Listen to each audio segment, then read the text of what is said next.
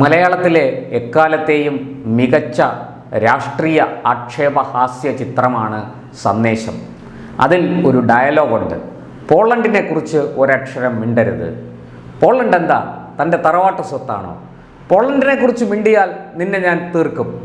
ഈ ഒരു ഡയലോഗ്, പോളണ്ടുമായി ബന്ധപ്പെട്ട ഈ ഡയലോഗ് ഇന്നിപ്പോൾ കേരളത്തിൽ സോഷ്യൽ മീഡിയയിൽ അലയടിക്കുകയാണ്. ഒരുവിധപ്പെട്ട സോഷ്യൽ മീഡിയ ഉപയോഗിക്കുന്ന ആൾക്കാരെല്ലാവരും ഈ പഴയ ആ സന്ദേശത്തിലെ ആ രംഗം അത് വീണ്ടും കോപ്പി ചെയ്ത് പ്രചരിപ്പിച്ചുകൊണ്ടിരിക്കുകയാണ്. വെനിസ്വേലയിൽ അമേരിക്കയുടെ ഇടപെടലിനെ തുടർന്ന് നമ്മുടെ കേരളത്തിലെ മാർക്സിസ്റ്റ് നേതാക്കൾ പങ്കുവച്ച അവരുടെ സോഷ്യൽ മീഡിയ പോസ്റ്റുകളെ അടിസ്ഥാനപ്പെടുത്തിക്കൊണ്ടാണ് നമ്മുടെ സോഷ്യൽ മീഡിയ വിദഗ്ധന്മാർ, അങ്ങനെ തന്നെ പറയണം, അവർ ഇത് വിശകലനം ചെയ്തുകൊണ്ട് ഇതിന് മറുപടിയായി മറ്റ് പോസ്റ്റുകൾ ഇടുന്നത്. ഒന്ന് ആലോചിച്ച് നോക്കൂ, വെനിസ്വേല എന്ന് പറയുന്ന രാഷ്ട്രത്തിൽ ഏറെ നാളുകളായി, ഒരു ലാറ്റിൻ അമേരിക്കൻ രാഷ്ട്രമാണ്, ഏറെ നാളുകളായി അവിടുത്തെ ഭരണകൂടവും അമേരിക്കയും തമ്മിലുള്ള പ്രശ്നങ്ങളൊക്കെ എല്ലാവർക്കും അറിയുന്നതാണ്.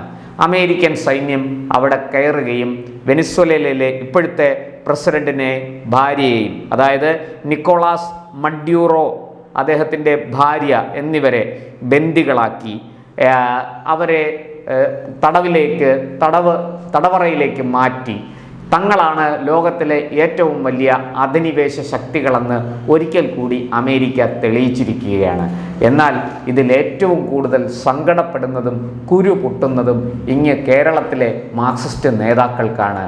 അവർ തലങ്ങും വിലങ്ങും പോസ്റ്റുകളിട്ട് അർമാദിക്കുന്നു അമേരിക്കയ്ക്കെതിരെ എന്ന് മാത്രമല്ല, മാർക്സിസ്റ്റുകാർ, കമ്മ്യൂണിസ്റ്റുകാർ മുഴുവനും തെരുവിലിറങ്ങി പ്രതിഷേധിക്കുന്നു. എന്തിനാണ് ഈ കൊച്ചു കേരളത്തിൽ ഇങ്ങനെ പ്രതിഷേധിക്കുന്നത് എന്ന് ചോദിച്ചാൽ എനിക്ക് അറിയില്ല എന്നാണ് ഉത്തരം. എന്നാൽ വെനിസ്വേലയിൽ കാഴ്ച മറ്റൊന്നാണ്. വെനിസ്വേലയിൽ അവിടുത്തെ ജനങ്ങൾ തെരുവിലിറങ്ങി ആഹ്ലാദ നൃത്തം ചവിട്ടുകയാണ്, അവർ ആഘോഷിക്കുകയാണ്.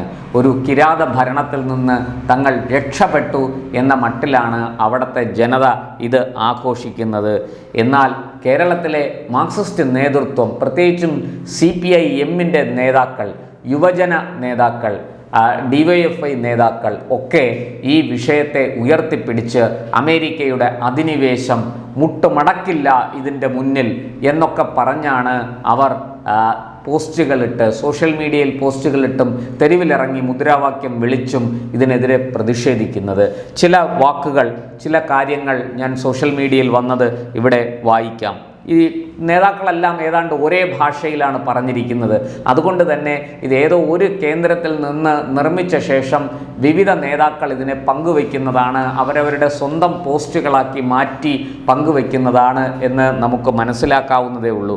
എന്തായാലും നമ്മുടെ വ്യവസായ മന്ത്രി P. രാജീവ് ഇട്ടിരിക്കുന്ന പോസ്റ്റ് വളരെ ശ്രദ്ധേയമാണ്. ഞാൻ അതിലെ ചില പ്രസക്ത ഭാഗങ്ങൾ ഇവിടെ വായിക്കാം. എന്തായാലും അന്താരാഷ്ട്ര നിയമങ്ങളെയും മാനവികതയെയും ഒക്കെ നോക്കുകുത്തിയാക്കി ഈ അമേരിക്ക തങ്ങളുടെ അധിനിവേശ തന്ത്രം പയറ്റിയിരിക്കുകയാണ്. അതായത് ഇവിടുത്തെ വെനിസ്വേലയിലെ പ്രസിഡന്റിനെ തട്ടിക്കൊണ്ടുപോയിരിക്കുന്നു, അദ്ദേഹത്തെയും ഭാര്യയെയും തടവിലാക്കിയിരിക്കുന്നു, ബന്ദികളാക്കിയിരിക്കുന്നു എന്നൊക്കെയാണ് P. രാജീവ് പരിതപിക്കുന്നത്. കാരക്കാസിൽ അമേരിക്ക നടത്തിയ നേരിട്ടുള്ള ഈ ഭീകരാക്രമണം ജനാധിപത്യം സംരക്ഷിക്കാനല്ല, മറിച്ച് വെനസ്വേലയുടെ മണ്ണിലെ എണ്ണ സമ്പത്ത് കണ്ടുകൊണ്ട് ആ എണ്ണ സമ്പത്ത് കൊള്ളയടിക്കാൻ വേണ്ടി മാത്രമാണ്. ഇതെല്ലാവർക്കും അറിയുന്നതാണ്. അത് ഗൾഫ് രാജ്യങ്ങളിലാകട്ടെ മറ്റു പല സ്ഥലങ്ങളിലാകട്ടെ അവിടുത്തെ ധാതു സമ്പത്ത് അല്ലെങ്കിൽ അവിടുത്തെ മറ്റേതെങ്കിലും തരത്തിലുള്ള സമ്പത്ത് കൊള്ളയടിക്കാനാണ് അമേരിക്കയുടെ നീക്കം എന്നെല്ലാവർക്കും അറിയുന്നതാണ്. ഇതിൽ പ്രത്യേകിച്ച് അത്ഭുതപ്പെടാനോ ആശ്ചര്യപ്പെടാനോ മൂക്കത്ത് വിരൽ വയ്ക്കാനോ ഒന്നുമില്ല. അമേരിക്കയുടെ പാരമ്പര്യം തന്നെ അതാണ്, കൊള്ളയടിക്കുക. അത് യാങ്കികളുടെ പാരമ്പര്യമാണ് എന്ന് മാത്രം മനസ്സിലാക്കിയാൽ മതി. എന്തായാലും ഇദ്ദേഹം പറയുന്നത് ഇത് മറ്റു പല സ്ഥലത്ത് ലിബിയയിലും ഇറാഖിലും ഒക്കെ നമ്മൾ കണ്ടതാണ്. അതിപ്പം വെനസ്വേലയിലും നടപ്പാക്കുകയാണ് അമേരിക്ക എന്നാണ്. അതുപോലെ തുടർന്ന് P. രാജീവ് അടക്കമുള്ള മറ്റ് നേതാക്കളെല്ലാം ചൂണ്ടിക്കാട്ടുന്നത് ഹ്യൂഗോ ഷാവേസിനെ നെഞ്ചേറ്റുന്ന വെനസ്വേലയിലെ ജനങ്ങളെ തകർക്കാൻ അമേരിക്ക പതിറ്റാണ്ടുകളായി ശ്രമിക്കുകയാണ്. കോടികൾ പണമായി നൽകി ഒറ്റുകാരെ സൃഷ്ടിച്ചും തെരഞ്ഞെടുപ്പുകൾ അട്ടിമറിച്ചും നടത്തിയ എല്ലാ ഗൂഢാലോചനകളും പരാജയപ്പെട്ടു. എന്നിട്ടും പിന്മാറാതെ ഇപ്പോഴിതാ അവിടുത്തെ ജനങ്ങൾ തിരഞ്ഞെടുത്ത ഭരണാധികാരിയെയും ഭാര്യയെയും ബന്ദിയാക്കിയിരിക്കുന്നു. നേരിട്ട് ഒരു യുദ്ധത്തിന് ഇറങ്ങിയിരിക്കുകയാണ് അമേരിക്ക എന്നാണ് മാർക്സിസ്റ്റുകാർ ആരോപിക്കുന്നത്. ഒരു ക്രിമിനൽ സംഘത്തെ പോലെ വാഷിങ്ടണിലെ ഭരണാധികാരികൾ പെരുമാറുന്നു എന്നാണ് നമ്മുടെ കേരളത്തിലെ മാർക്സിസ്റ്റ് നേതാക്കളുടെ വ്യാഖ്യാനം. ഇത് ജനാധിപത്യത്തിന് കളങ്കമാണ്. തങ്ങളുടെ രാജ്യം ലോകത്തിന് മുന്നിൽ ഒരു ഭീകര രാഷ്ട്രമായി മാറുന്നതിൽ ഓരോ അമേരിക്കൻ പൗരനും ലജ്ജിക്കണമെന്നും അവർ കൂട്ടിച്ചേർക്കുന്നു.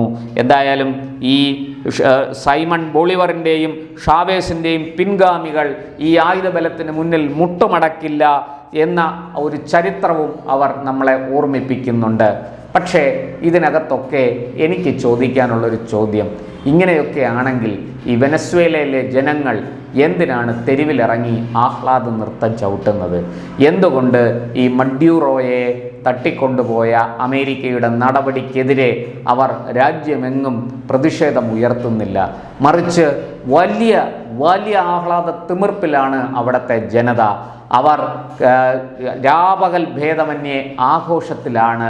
അവരെ സംബന്ധിച്ചിടത്തോളം ഒരു കിരാത ഭരണത്തിൻ്റെ നുകത്തിൽ നിന്ന് തലയൂരിയ രക്ഷപ്പെട്ട അനുഭവമാണ് അവർക്ക് പങ്കുവയ്ക്കാനുള്ളത്. എന്തായാലും അവർ ഒട്ടും തന്നെ കുറയ്ക്കുന്നില്ല. വലിയ തെരുവുകൾ മുഴുവനും കീഴടക്കി ആഹ്ലാദ നൃത്തം ചവിട്ടുകയും അവർ തങ്ങളുടെ സന്തോഷം മറച്ചു വയ്ക്കാതെ ലോകരാഷ്ട്രങ്ങളുടെ മീഡിയയ്ക്ക് മുന്നിൽ വന്ന് പെരുമാറുകയും ചെയ്യുന്നു.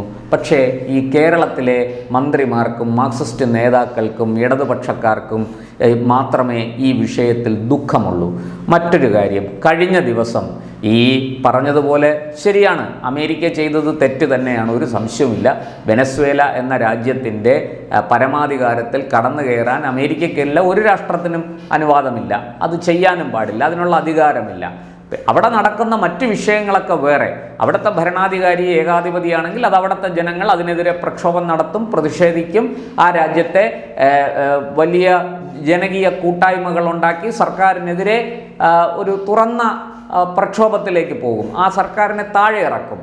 അതല്ലാതെ അമേരിക്കയ്ക്ക് അവിടെ കടന്നു കയറി ഇതൊന്നും ചെയ്യേണ്ട ആവശ്യമില്ല. ഇരിക്കട്ടെ, കഴിഞ്ഞ ദിവസം New York mayor Zohran Mamdani Indian ഭരണാധികാരികൾക്കൊരു കത്തയച്ചു. ഒരു 5 വർഷമായിട്ട് ഉമർ ഖാലിദ് എന്നൊരാളെ ഇവിടെ തടവിലിട്ടിരിക്കുകയാണ്.